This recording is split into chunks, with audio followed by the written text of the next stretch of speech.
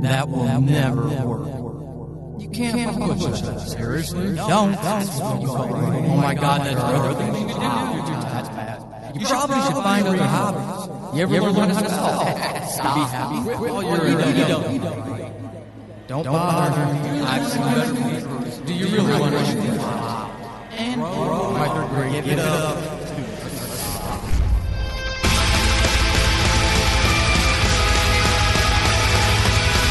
Welcome to Horrible Writing, the rawest, most candid, in-your-face writing show on the interwebs because none of us have time to suck. Let's do this.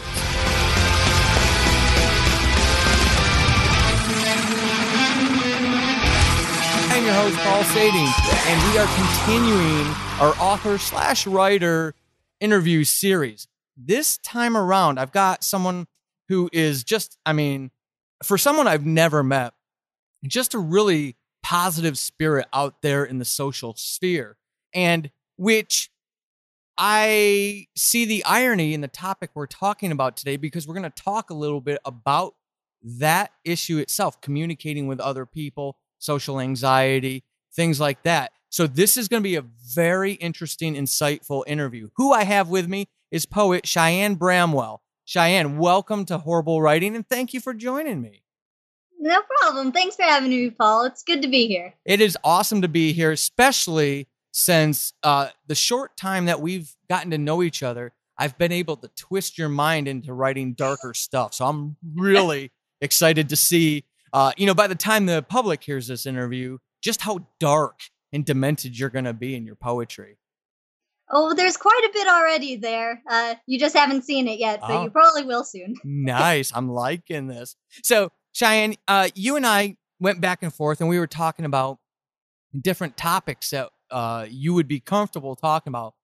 And listeners, you probably know this, or any fan of mine who's listened to any of my podcasts by the time you hear this, it'll be 7.5 years of podcasting. I'm gregarious. I'm outgoing. If I like you, I treat you like a friend, not a stranger. I have no issue with that. And Cheyenne was like, hey, this is something we might be able to talk about. Using writing to communicate when you yourself might not necessarily be able to do it. And I'm going to give her a chance to talk about what that actually is. But I kind of wanted to frame it from that perspective, that as we have this conversation, I'm going to be learning from her as she shares. I don't understand this. Not that it's a bad thing, and I will never imply that, but it's just not in the way I deal with the world. So even if you are an extrovert like me, even if you are comfortable in any social situation or setting, pay attention, pay heed. Empathy is a beautiful thing, and when we all lift each other up, we're just all that much richer for it. So Cheyenne, I really do appreciate you letting me really kind of get to pick your brain on this topic. No problem. It's definitely an interesting one. So let's talk about that then. You, with me in our emails, you shared about your struggle in our messages back and forth. You shared about your struggle with communicating. So can you kind of give the audience an idea about what that is for you so that we all kind of start on the same page? Yeah, sure. When you're growing up, and a lot of times when you're a kid, you're not afraid of anything, right? You're fearless. You'll say anything, do anything because you're a kid. Well, about middle school, I got hit with social anxiety and a pretty bad stutter, which hopefully won't come out too much in this, but we'll see. At the time, I couldn't talk to people very well at all. And I kind of turned into that kid in the class who would just be reading all the time and sometimes answer questions, but that was about it. And I had to work on being able to actually feel comfortable talking to people. And it's gotten a lot better since, and I'm happy about that. But it took a lot of work. And most of it happened when I started trying to focus my communication skills and try and build confidence in my own communication skills. because I felt like every time I said anything, it sounded stupid, you know, especially when I couldn't get a sentence out without stuttering. Well, Yeah, that's and the like you basics. said, that kind of developed not later in your life, but into your early school years, the stuttering, right? Hmm. Okay, so how was that? Because it wasn't something you dealt with from day one, and you talk about the working, and then just that self image stuff. How did it affect that self image, especially at that early of an age? Uh, I it words. Uh, so it made when I couldn't even form a sentence properly. It's like, what do I have to contribute here? Like, I can't. Everyone else has things that are better to say. You know, I can't even get anything out. So I'm just going to sit there and listen. And it because of that, it took me a while to have any amount of self confidence, really, because that way of thinking, you think you're below everyone else, and everybody else has more value than you do, and your opinions are lesser valued. That was a big conflict with that. Well, and yeah, and at that age, where all of us are dealing with so much as it is, anyways. The whole self image thing is just an absolute nightmare at that age. Hmm. I can imagine it was exceptionally cool. Not I don't want to say cruel because I don't want to assign that to it. I want to let you be able to talk about that stuff, but it had to have been difficult. Yeah, definitely. And it the biggest part was just trying to move forward from that. What how well then how did you as a kid I kind of wanted to as you were answering that I was thinking about how I could shred this out into phases because I don't Mhm. know everybody who listens to the show. There may be adult stutterers, there may be parents listening to this who have a 5, 6, 7 year old, and they're going through this for the first time in their life. So when you Mhm. answer this, that's kind of where my mind goes. Take it where you feel most comfortable, or what you think is most helpful for listeners and the type of people who may be hearing this. But what did you find, especially in those earlier years, well before you got into writing and communicating through writing? What did you find was helpful to you? Um, Singing is a big thing, actually. I grew up in a very musical household, and singing was one thing that was something I really enjoyed.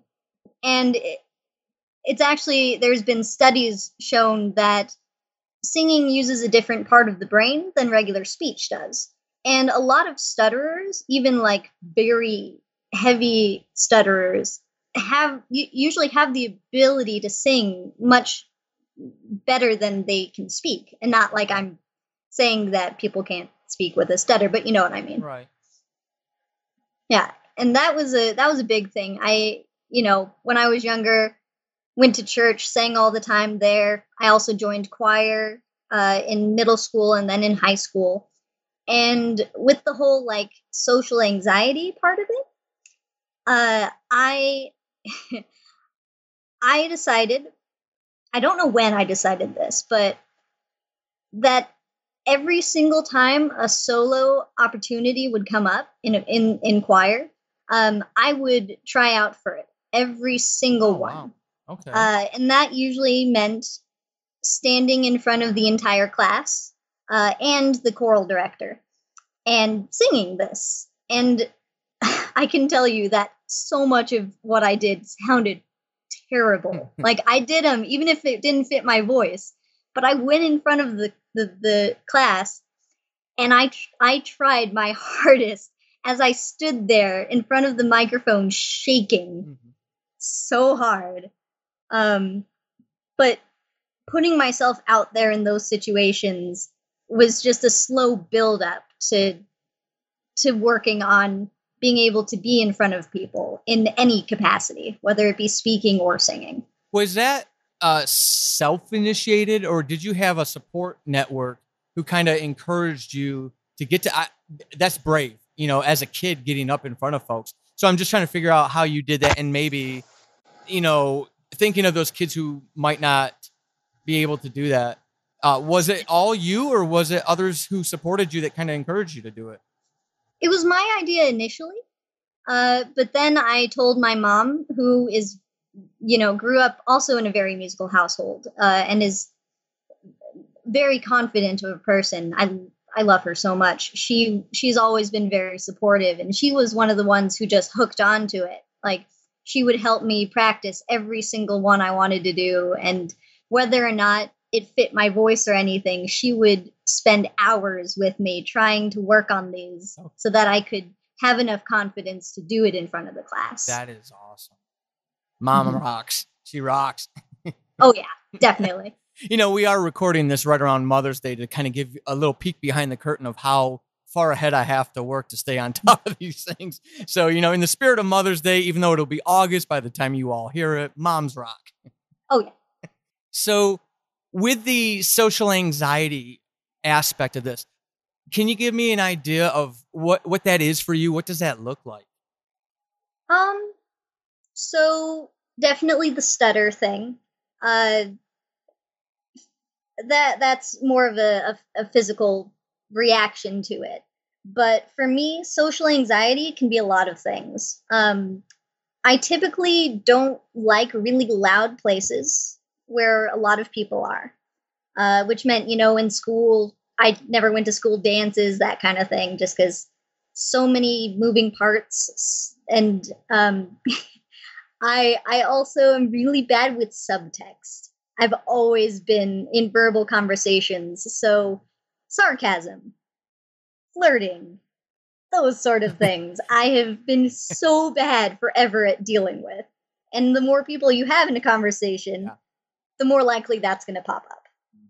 So that was definitely a factor. But when I'm in a situation where I am experiencing social anxiety, I tend to look at things in a way that isn't extremely healthy. Okay. For example, I went out to lunch to just sit in this nice, like, little sushi place, right? Just sitting there with my notebook, planning to eat and scribble. And I walk in the door, and I know to most people this seem very innocuous of a situation.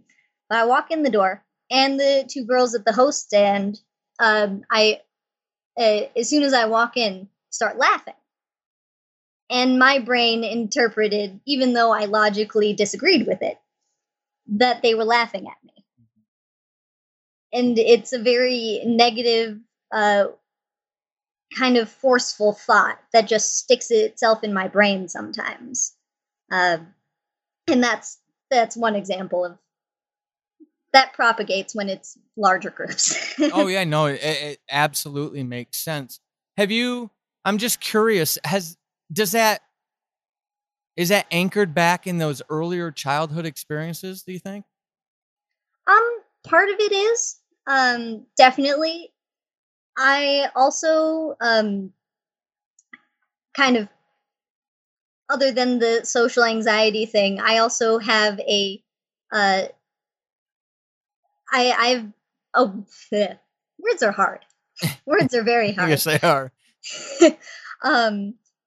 I grew up my father was abusive, and because of things like that, I also have post-traumatic stress disorder, which is definitely a lesser case than some other people, like people in war zones and that kind of thing. But there are some symptoms that cross over. Definitely the loud noises thing is part of that. Okay. Kind of freaks me out, sort of thing. So when there's big groups, it compounds with that. But part of where they kind of coincide is that when I was younger, my dad could fly off the hinges at any time. So I was very, closed off. I would not speak my mind ever because, you never know what's going to pop out and have that happen. So up until, honestly, a couple of years ago, I've always been that person who never considered themselves part of a situation. And so I just let everyone else take hold kind of thing, I would be there's the wallflower phrase, Right. just standing there on the sidelines, everything else happening. And the social anxiety popped into that. It kind of with that. Okay. Because, yeah. So with this stuff, take me into that experience, that full experience. I mean, I know it's difficult to relate to someone else's experience when you don't live it yourself, but I feel the more we understand other people's experiences, the more we can empathize with them. And that's kind of where I'm going with this question. So what is it that happens when someone feels like their speech impediment or there's the problematic speech that they have? I'm doing air quotes, listeners. Trust me, she can see it. She'll validate it. I did air quotes. But when you have a stutter and people are aware of it, maybe they say something, maybe you feel that you perceive them acting differently or something like that. Mm-hmm. How does that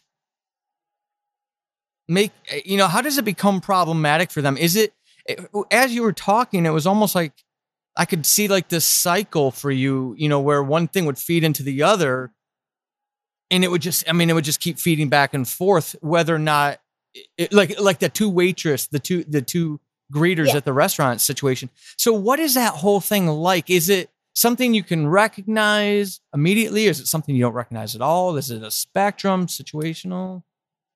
It's situational. Okay. It helps if I have people around me that are maybe not understand but are empathetic, like friends of mine and stuff. With the restaurant example, I was alone, and so at the time I didn't have any point of focus.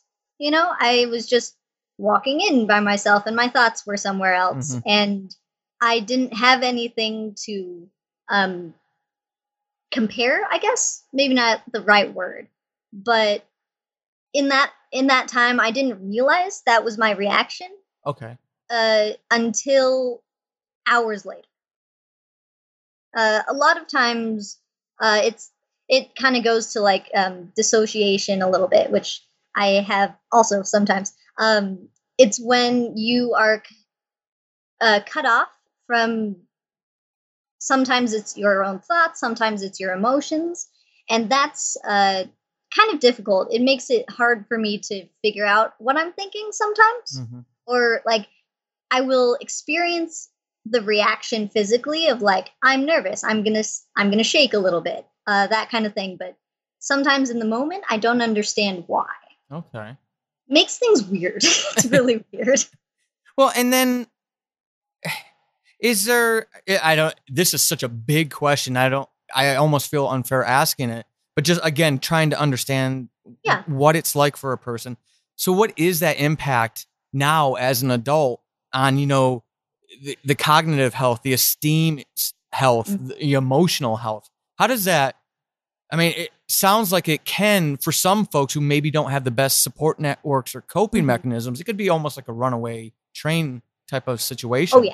Okay. Definitely.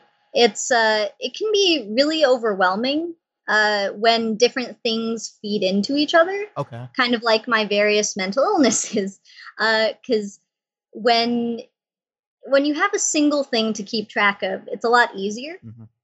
But then when you have multiple things running off in either different directions or the same direction, depending on what's going on, it can definitely be overwhelming. And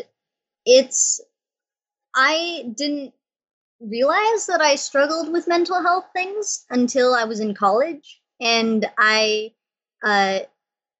major episode of depression, like just tanked everything. And it was a really difficult situation, and my friends and family got me to go to counseling, which was something I had never thought about before. Like, oh, I don't need that. That's not a thing. But it was definitely a thing that I needed. And it helped a lot, because being able to then look at something in a more analytical way is really helpful for at least me, because I'm one of those people that get sometimes torn between a emotional reaction and a logical reaction. Mhm. And being able to kind of pick one that is a lot easier to regulate, like the logical way of looking at things, helps you then to recognize why you have an emotional reaction to something. How do people that's a great answer, because I was literally going to ask you next about learning that behavioral uh, path, if you will, to coping, dealing with this stuff. Everybody approaches these things and needs to approach these things differently. So I know, and I don't ask you to speak for everybody, but from your own experiences, can you identify and maybe share some of those tips, tools, and tactics that got you from this point over here to where you could actually start making those connections? I mean, counseling, yeah, definitely. I agree with you on that one. I really do. But beyond that, some people are going to be resistant. Some people won't even have the support networks to actually kind of get them to that point. Oh, So are there things that you, maybe to that person, if you could had them right in front of you, that you could say, I don't know about you, but this worked for me? hmm so there are a lot of different things that I kind of picked up. Uh, One of which is I am one of those people who are always moving, always doing something. Like you've probably noticed, I Mm-hmm. do stuff with my hands while we're talking. I have little things. These are like little rocks that I carry around with me. I have them in my pocket sometimes. Sometimes I'll have a pen and I'm like twirling it around or whatever. But I call them my worry rocks. And it's not like I'm actively worried about something, though that tends to be the state of anxiety sometimes, but it's not at the forefront of my mind all the time. But it's good to have something to focus that on, that extra energy, whether it's nerves or excitement or whatever. It's good to have some kind of focal point. And that's Okay. one thing that I always do. Um, Another thing is actually my writing. I have I cannot tell you how many poems I've written about either how hard it is to speak or just general like mental health stuff. Mm-hmm. I have a daily poetry blog, and if you go on there, you can look at different categories that I've set up of different poems. And I have the two of the biggest categories are mental health and writing. And it is so helpful to me to be able to get stuff down and then being able to look back at it later of like, that's what I was thinking. That makes sense now Okay. because of the dissociation. That's a really neat tip, and I'm gonna ask you about that. I do want to get further into your writing. Before we get to that, I'm curious, because you're so engaged on social media, and you're involved with the creative community. I've come to learn that about you over the past couple months, and I'm very curious because I cannot speak to it myself personally. So I'm very curious what your thoughts are about popular media and the way they portray people with, speech impediments, and speech disfluency, things like that. And, so I guess it's like a two-part question then. Your opinion on how popular media does that portrayal. Is it helpful, hurtful? Is it, a little bit of both? And then how that affects you yourself as a creative who's putting your stuff out there into the world, but who is also living this stuff day in and day out. So there there are both good and poor examples in the media of different portrayals of people with varying levels of whether it be speech impediment or mental illness or any sort of disability. Mm-hmm. Um, and I think that things are improving on that point because of the way people are more open to speak about things, which is something that is getting better, and I appreciate that Yes. because when when I was in middle school and I had trouble saying anything, um, I felt like I said that I was lower than everybody else and that kind of thing. Um, but if you see something in the media that represents any sort of disability as just part of a person. It doesn't like lower them below everything else. And it's so affirming. Um, there's this podcast that I was listening to. I listen to a lot of podcasts, just so you guys know, like all the time.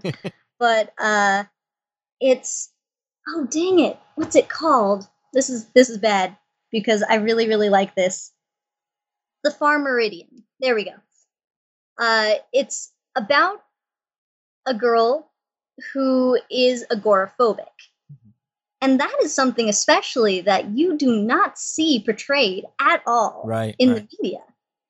And it's so interesting because you having the main character with that sort of mindset and everything puts you into their shoes so much and gives them it shows you why people act a certain way and what they have to do to try and cope with certain ways their brains work. And that kind of thing is so nice to see. It's so cool. It makes you feel like you're not less of a person, because if a main character in a story can have that and they go on adventures and they're awesome, then you can be too. Right. So and what can so like has that influenced you as a creative then? What you're seeing out there. I mean, obviously, and I agree with you. I think popular media is getting much more focused on the positive elements of it and taking it. Whereas, in the past, these things were almost tropish. They were, it was almost like I don't want to say comedic relief, because that's really just, I can't speak for the writers and what their intent was. But so anyway, so as a creative and you putting your own stuff out there, when you see stuff like that, is it empowering? Is it encouraging? Does it make you want to put even more out there? It's definitely encouraging. Especially because one day I'd like to record some of my poetry and put it out online. And that's a difficult proposition, because in some cases I can speak decently well and I can do this like speaking to you and make it coherent. And then there are other times where nobody can understand what I'm saying. And it's one of those things that you see people who are amazing at performing, like their poetry and things like that.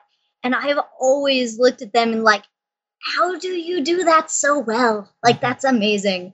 And there's part of me that's like, I could totally do that. Yeah. And then there's the other part of me that's like, I'm not going to be able to get through 2 sentences without stuttering. But when there are figures in media that have a stutter or something, and it's portrayed properly, you see that it doesn't really matter that much. Right. Like in your head, it's this huge mountain that you've made out of a molehill, to use that phrase. And seeing that the good portrayals give me a lot of confidence in my ability to not be seen as lesser. Yeah. No, and that's really cool, and that's really, really encouraging. And now that I know that about you, you can expect me to bug you periodically about the status of your new podcast where you go and you read your poetry. No? Great. So Cheyenne didn't realize that she was going to get a homework assignment out of this episode. But oh gosh, that's Here awesome. Right? Okay, so let's get into the nitty gritty of what you've got out there in the world. You're writing. Cool. What role, and frame it however you want to. I'm curious, how early in your life to today even, but what role does writing play in all of this for you, and how has it helped you? So it is a lot easier for me to put words together on paper. Past just the fact that you can edit it, before you send it somewhere. Because that's always helpful. Yeah. Because those conversations where you say something and you wish you could take it back, but you can't. Mhm. But it also helps to be able to focus on what you're doing and to be able to just ignore everything else that's going on. Because for me, with the social anxiety thing, is that when there's a bunch of stuff going on, I will get overwhelmed sometimes. And when I get overwhelmed, the stutter happens a lot. And the words that should have been pretty easy to say just kind of jumble themselves up and get tossed out the window instead. Mhm. And so for me, writing has been able to help me focus my words and help me find the actual meaning that I want them to have instead of just the basic, like, this means this, putting a lot more into that, which is what I try and do with, like, my poems and stuff. And I cannot tell you how many poems I've written about writing. Like, there's just so many of them, and I love it because I can go into so many depths with it that way. I want to take a second out of this episode to ask you if you knew that you could pick up Chasing the Demon. That's right, regardless of when you actually listen to this episode, my new thriller book is out on Amazon. It's called Chasing the Demon. It's an adaptation of the first season of Subject Found podcast. Join Jared Strong as he pursues a childhood demon across the Pacific Northwest, a failing marriage, a group of people who don't want him to be doing the work he's doing, and a creature that doesn't want to be found. With a new beginning, a new end, and a whole bunch of new story elements in the middle, this is a new story of Jared Strong. Head over to Amazon today. Pick up your copy of Chasing the Demon. So maybe even, here, let me just give you a question that I am curious about, and I hope for one of you listening, yourself or maybe a loved one that you have, maybe even a younger loved one that you have that might be helpful. So for you, when did this even start? When did you discover that this is actually helpful? It's hard to say exactly when. I did start writing in middle school. Maybe not seriously, but I would scribble little poems in my notebook or something. And in 6th grade, actually, I started my first novel. That's which awesome. I am still working on to this day, which is like 15 years. So you've doubled Sarah Werner's 8 years that she worked on a single novel for. Congratulations. Victory. Oh, gosh. Being compared to Sarah Werner is slightly terrifying. But we're going to have to quote that. She'll love that. Oh, dear. But I started that as just a character happened, and I started writing her story, right? And it helped me to be able to figure out how to portray more than just, wait a second, words. So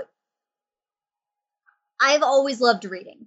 I've always loved stories. Language in general, I've always loved, which is ironic because talking. But it has so many layers to it of what it can accomplish and how it can be not only an escape tool for someone, but also can teach them and to inspire them and that sort of thing. And that was just the beginning of me realizing that I could do that, that even if I didn't feel like I had the most self-confidence or anything, I could create this character that someone could learn from and that could help them develop it. Whether or not I myself had it, the characters did. And that's a whole different story. Yeah. Well, and I think that's really profound. And I actually had to make a note of that so I didn't forget. And I don't want that getting lost on you, the listener, when you hear what Cheyenne just said. So maybe if you've got a younger, especially a younger loved one going through this, she just said, going through the writing of that early novel, that it's very profound, Cheyenne, you said that was the moment that I realized I could do that. I don't know, maybe it's just the ideologue in me that envisions a world where everybody feels like that at a point in their life, that, hey, I can do that. And, especially with the early message that you've been giving us through this episode was how people and the stuttering and whatnot sometimes made you feel lesser. To have that epiphany that, hey, I can do that. That's really powerful stuff. Yeah, it took a fair amount of time for that to consciously sink in for me. But that was where it started. The fact that my writing could be powerful and that my words could be powerful. If I took the time to craft them and get them into the way I wanted them to. Right. That is really cool. I absolutely love that. So, that's what I wanted to talk about, so we could get into more specifics about it. You mentioned writing about writing and whatnot. So in what ways have you addressed these elements of who you are as a person in your poetry? Well, I have some actual examples. Excellent. On my computer, if you want to hear a couple of them. Yeah, or maybe just one. And yeah, and yeah, I mean, if share what you're comfortable with. Obviously, I don't want you to feel like you are, you have to share anything you don't want to. But I think it's, it's that powerful stuff that we, as the consumer, the listener of the art, that we extract from those things that you share. And now listeners will have an idea of your own story and what inspired these things. And, it could be very helpful and very profound for people. Well, thank you. I appreciate the confidence that you're giving me with that phrasing right there. Let's see. I have a couple up, and now this one I think I wrote a few years ago. It's titled "Why I Write." Why do I write? Well, on paper, my stutter isn't a problem. Through text, I can say anything, and if people don't like it, then it really doesn't matter. I don't have to worry about their reactions, just mine.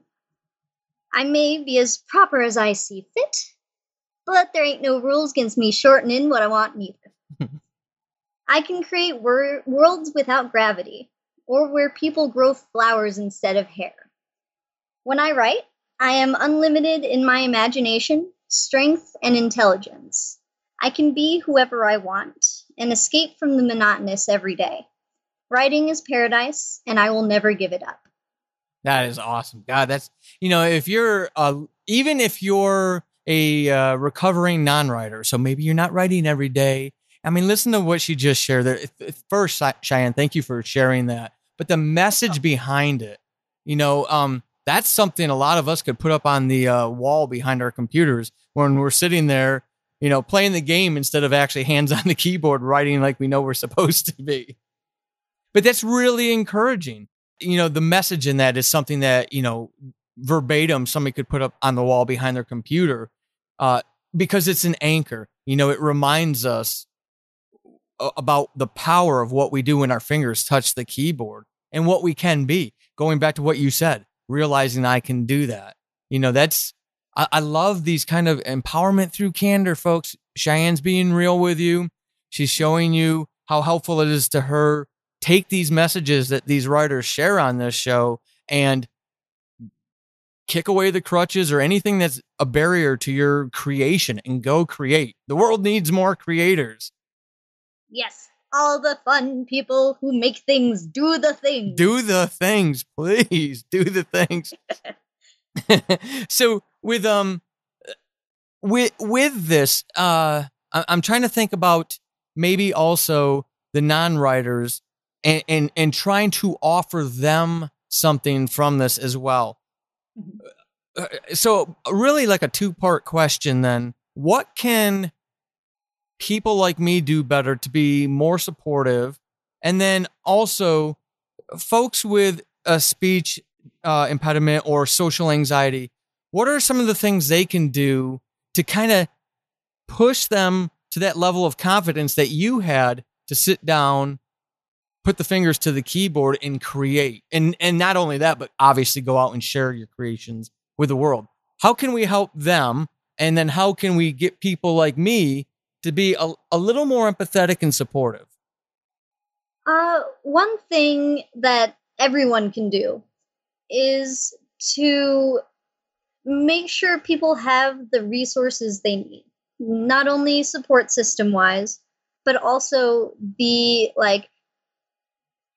education that the fact that in school you learn basic English or whatever place you're living in, the language that is associated there with. Um, but a lot of people don't recognize that they can create something Mhm. other than just a you know a, an essay, right? People will look at the greats of literature and everything and be like, I couldn't do that. Like, that's completely out of my league. But it's not. I mean, there are different there are different styles to different time periods and all that jazz. But you can still make something that connects with people Mhm. in ways that is either just as much and sometimes more than those great writers. Right. And the one of the biggest things is a support system to if you know someone who is a writer or could be a writer, like they have these really cool ideas but they've never tried putting the pen to paper or anything. um Ask them, like, what do you think about this, that, like, and then listen to what they say, and like, that would be really cool if you wrote that down. Like, and you don't even have to make it a poem. You can make it just a paragraph on your keyboard. But having that there and then being able to be like, see, that was awesome. Right. You did a thing. Like that kind of just little helpful steps can do so much for someone's confidence. And obviously not forcing, because Right. there's that level of, if you force someone to do something, they won't like it. But there's a difference between forcing and encouraging. Mhm. Be like, a forcing would be like, okay, you got to do this, go do that thing. There's encouraging was like, what if you did this? No pressure situation, but what if you tried that? Mhm. That could be really cool, you know? Just little things like that really build up for people. Okay. Well, and what I'm feeling, what I feel like I'm picking up from you is that's extremely important. Have you found, and I don't know how much you talk to other folks who have gone through some of the things that you've gone through, but have you found that theme of being lesser to be to actually be pretty common? Oh yeah, a Really? lot of Okay. people. Certain basics of society. Uh, and I could go on rants about societal norms forever, but I won't. Um, but there are basics in society that people will just go ahead and take for granted, like the stereotypes you see in high school and things like that, right? The whole cliques system. You got the jocks, you got the nerds, and then you got everybody else, right? People are just sorted into these little Mhm. groups, and being just kind of stuck somewhere, you feel like you need some kind of identifier to be able to have a place in the world. But if you have an identifier that is negative, or just kind of there, doesn't actually mean anything. It makes you feel like you are lesser that way. And that tends to that happens to people a lot.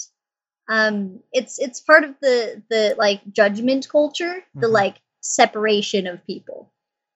And it kind of just happens naturally in just psychologically we sort people. But being able to consciously separate yourself from that way of thinking, it's hard. It's really hard. But if you try, then you can see people more for who they are and not for where everybody else sees them as. Right. And where a lot of other people see people who have disabilities and speech impediments, that kind of thing, they think they're slow, they think they're broken in some way. Right. They're wrong, and it's so crushing. It really is, especially when you're young. Yeah. And that can just start there and spiral out of control. Well, and that's kind of really, why I wanted to get you on to talk about this. And you communicated it so well about the words on the page. I mean, like when you read your actual poem, it says it right in there. And I think, and I hear those words and I think about those kids maybe who are still building their coping techniques and their coping mechanisms in this kind of world that you just described, which is reality, and how cathartic writing can be for them. It's a safe place for them to be, for them to explore. And I really, I mean, I'm just like inspired to actually, reach out and make sure and share as much as I can with, this message that you're delivering to kids like that, so that they can find. I honestly don't know if writing is emphasized as much as it should be with like, if we're looking at this population of kids, with speech impediments early on. When in your early education years, was that something deliberately leveraged by teachers or influencers for you? Well, I went through the normal English classes and everything. And most of it was just general stuff, I know most of my classmates hated the days we were talking about poetry. Like that kind of thing is instilled for some people at a really young age, of just like, this stuff is boring. This doesn't it doesn't have a story. What does it even mean? And I saw that, but I looked at it in a different way. Instead of just seeing the words and just seeing the academic meaning, I looked and saw more emotional meaning. And it wasn't really pushed at all more than just the general academic sense. Until I believe it was high school. My high school offered a creative writing class my senior year. And I had been wanting one of these for ages, right? Because I saw these things that I wanted to do, but I didn't have the skills to do anything other than an essay. And when that creative writing class happened, I just loved it. I loved it so much. I took in everything that I could from that class. And David White, if you're listening, epic teacher, I love you. You started this. Thank you.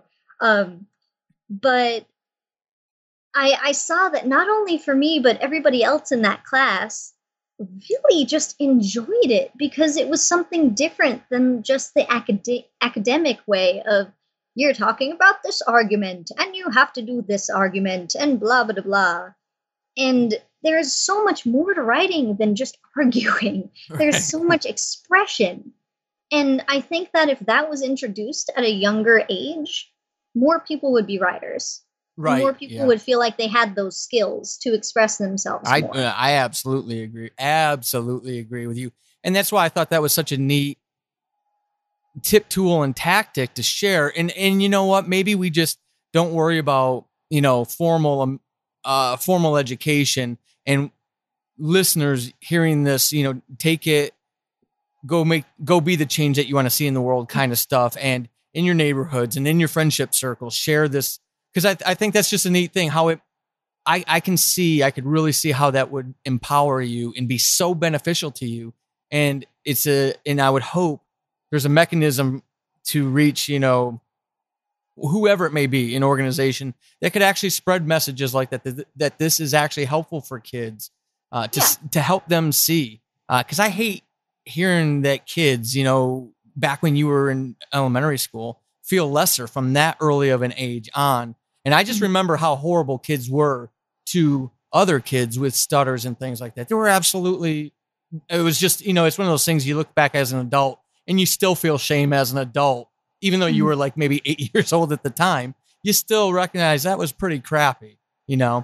So I love that. So listeners, please go share that message far and wide. Now, Cheyenne, I'm about to put you on the spot.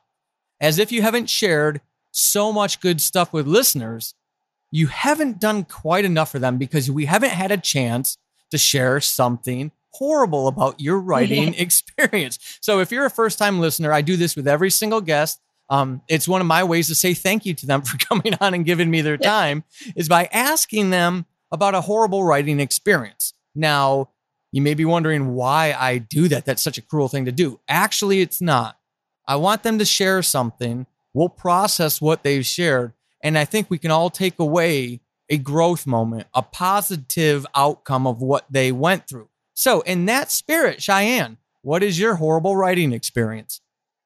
So, I know most of what I've been talking about on here has been poetry. And lately, that has been my focal point, especially online, sharing and everything. But I also really enjoy fiction writing. And I haven't gotten the chance to, that novel I started in 6th grade. Still working on it. It will be published eventually. But I decided to pick something from the very first draft of that novel. And it is so cringeworthy to me because, you have those things that you find from when you wrote as a kid, whether it be like a little rhyme or a song or something. And you're just like, what was I thinking? Mm-hmm.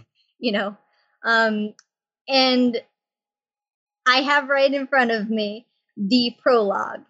That was the original prologue for this, at least as far as I have written down.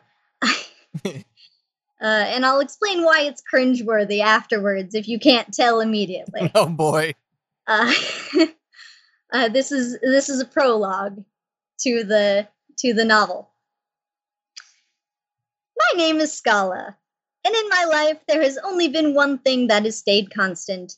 I have never felt like I belonged anywhere, and for good reason. I do not belong in either of the cultures that surround me. I am not like any human, and I am not like any elf. My mother is an elf from the forest city of Therese, and my father is a human. I've never known my father, but my mother told me about him and my twin sister before she was banished from Therese for falling in love with a human. When my mother left, she entrusted me to my godmother Alice. She has taken care of me my whole life and has tried the best she can to hide my human characteristics and true identity from the council. But on the day of my 16th birthday, all of that changed. Dun, dun, dun. Oh, gosh.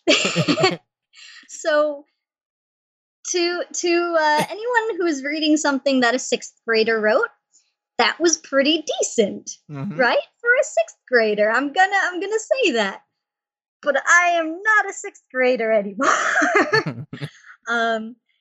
And I find myself looking at it, and there are pretty much all of it is that whole show not tell thing that everybody talks about. And it is such a hard thing to pin down sometimes. But in this case, you see it like my character is literally telling you every tiny little point with no actual detailing. just the very basics. And it's very bland. It's very just kind of boring. And to me, it's painful. Um, but I have looked at this, and I one don't have a prologue anymore, which in my book's case, it didn't need it. But I know in other books' cases that could definitely be of assistance. It just wasn't for mine. And let's see, what else was I going to say? Well, I've improved on it and learned from it by, well, one, rewriting the entire thing multiple times. That'll do it, yeah. Yay, rewrites. But also, when I release this book to the public, probably years from now, you in the first chapter you really get to know this character a lot more. One, because I write it in first person, and so you're actually in that character's state of mind, and you are reading their thoughts and experiencing things as they're experiencing them, and it creates much more of an emotional connection. Because in this case, I'm just listing things about this person. You don't really have any reason to care when you're reading this. It's just like, hi, this is me, this is that. You should still feel sorry for me because stuff. You know? But I learned from this to actually draw my reader in more and to make them care. Because if they don't care, they're not going to read. And why would they even bother if they're not going to care about your main character? Right. And I do appreciate you sharing that. That's not easy to do.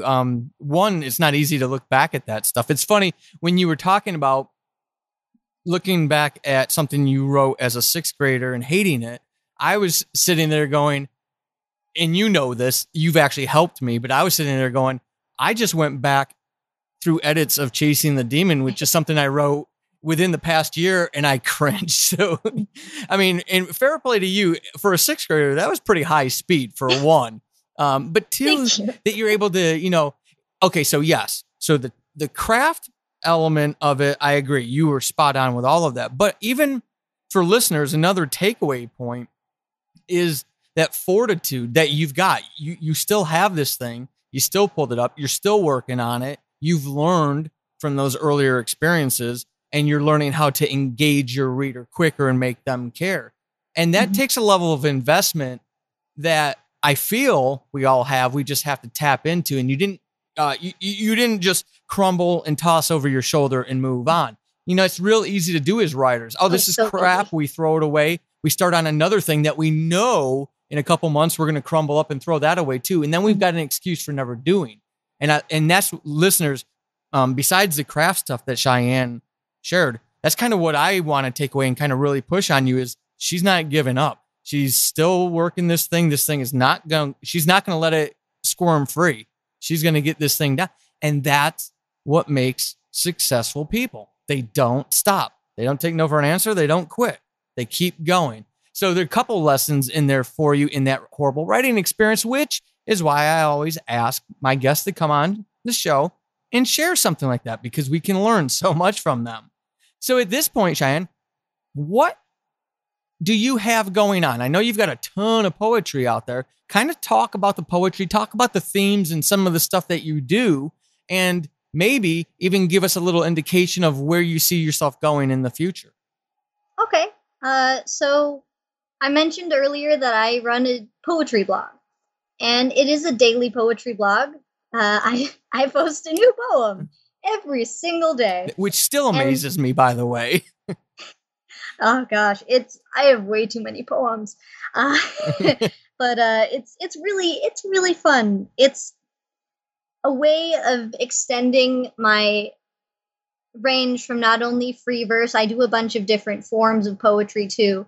By the way, if you have a random type of form of poetry that you want me to try, I will totally try it. Like, send it to me, at least the name, so then I can search it on my own. Because I did this like Welsh poem a few weeks ago, and it was really fun. It was it was weird, but it was fun. But it helps me definitely expand my skills when it comes to poetry, but also different topics. Because when you write something every day, you gotta try something different once in a while. Mm-hmm. Because I have, like I said, writing about writing. I'm writing about mental illness. I have writing about nature. You know, the pretty, like, nature poems that you read in middle school and you were bored. I write those too, but they're fun, so whatever. And then there's the horror pieces that Paul is so fond of, that I very much enjoy too. They're very fun. But there's that, and you can find that at poemafterpoem.weebly.com. Eventually, I'll get my own domain for it, but that comes with money, which I don't have. Right. But if you ever want to talk, I am on Twitter. Pretty sure it's Poetry by Cheyenne.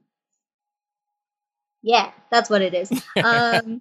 I always forget which one it is. Oh, I'm with you. I am so guilty of that. It's not even funny. It's like either poetry or poems. Something so close that I can never remember which one it is. But those are my 2 ways you can really see me on the internet right now. I share a lot of random writing stuff that inspires me on Twitter. So if you ever want a good, like, just boost in your feed, I kind of just do that for me, and then other people see it too, which is fun. But in the future, I would definitely enjoy publishing some of these fiction pieces I'm working on, because I have the main one, which title at the moment is Half Breed. Look for that in probably a few years from now, but it's going to be awesome. Hopefully a series, crossing fingers. But I also am working on some co-writing pieces with friends of mine also. I love doing those, playing off of each other and stuff. I don't know if I'm allowed to share those titles yet, because I forgot to ask my co-writer first. But we don't want to get you in trouble, for sure. That's for sure. Exactly. But future fun things, like supernatural, like urban fantasy things, very fun. I will let you guys know when those happen. But yeah, those are kind of just my main projects at the moment. Well, and don't forget the podcast too, right? Yeah, eventually. Well, actually, I've been wanting to not only try recording my poetry, but I really want to get into audio drama, to be honest. It's a lot of fun. It really is. I'm a little biased, but so fun though. Like your community and everything. I love you guys so much. It's a really healthy community. I mean, it's for you're always going to have outliers, right? But besides that, yeah, it's a healthy, very collaborative community, very cooperative community. But like I for a while now, I've been wanting to get into the audio drama and stuff like that, and I really want to write one in the coming years. Friends of mine have been wanting to voice characters for me, and that will definitely happen. So keep an eye out for that, especially because maybe on one of them, I will actually do some voice acting myself. Because when it comes to loving language, I really, really enjoy accents. And I've been working on those for a while. Specifically my Scottish accent. I go in and out of it depending on the day, whatever I want at the time. So maybe one day you'll hear that on a podcast. We need to re-record this entire episode, and you've got to speak in that accent. That would be fun, actually. Maybe an outtake. There we go. There we go. But those are my kind of related to this things, but I do a couple other things if you're interested in hearing about it, Paul. Well, yeah. So the funny thing is, I'm really the speaking thing is weird for me. Writing is how I communicate with words, but I'm also a performer. I'm weird. I'm stuck between dichotomies constantly. But I actually I'm part of the leadership of a lightsaber choreography and dueling group in Phoenix, Arizona. So that's called Sabers of the Southern Flame. And find us on Facebook if you want to hang out. We do awesome stuff, and we're performing at Phoenix Comic-Con, though I think that'll be after this is released. Yeah, but still, we do fun things. Still check them out if you're in the Phoenix area or if you pass through. Yeah. But see, that's kind of neat. That kind of really wraps up everything that you've been talking about, but also the potential, right? I can do that. I think I'm going to totally rename this episode. We'll see. But you know what I mean? That, going back to the social anxiety aspect of this, that you're able to get out there and do that stuff and even lead these things. It's not like you're kind of tucked away. You're right out there performing, all the eyeballs in the world on you. And on a good note, I now know who I can go to when I need my combat skills scenes proofread to make sure they're accurate. No, I love doing that. That's my favorite thing in my fantasy novel. I love I have a lot of weapons laying around the house because I'm a martial artist and my roommates are martial artists. So we have some fun things. And I love when I'm doing an action sequence, I'll pull out one of my swords and I'll actually walk through the action sequence because I know how it would feel in real life. Mm-hmm. And so I can make it realistic on the paper, and I love that. Right. It's so much fun. Oh, and it's incredibly important. So, and like you did today. So, listeners, you've got her contact information, but I will make sure that I go ahead and put it in the show notes. I'll also link her page, Cheyenne's page, so you can actually go and try to keep up with her poetry. I dare you to try, because she puts out a ton of stuff. She really does. And she's really kind, because she does a warm handoff with her horror poems, because she knows, I think she's trying to brainwash me into getting into poetry, but it's working because I like the dark stuff. The dark stuff is really cool. Yes. It really is. And I shared with her before we recorded, and actually even in earlier conversations, that my writing group, we don't necessarily have dark poetry when we do have poetry. So it's cool to see the potential of poetry for me. So check the show notes for ways to contact her. Definitely go check out her writing and go follow her over on social media, specifically on Twitter. She's just very active, very supportive, and just a great member of the community out there.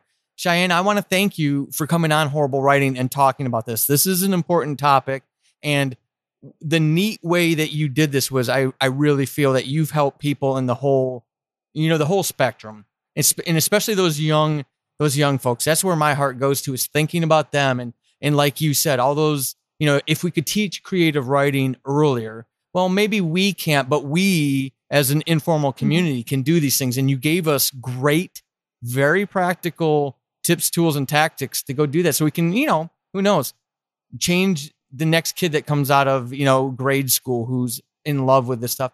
And if nothing else, they found a safe space where they can explore their imagination without fear of any of the negative garbage that's out there in that world. So I want to thank you for that, and thank you for your time. This has been Horrible Writing, and hopefully after this episode, you suck less than you did at the beginning. I am Paul Sadin, your host extraordinaire. You can find me over on the Twitterverse @WritingHorrible and over at paulsadin.com/horrible-writing. Until next time, suck less.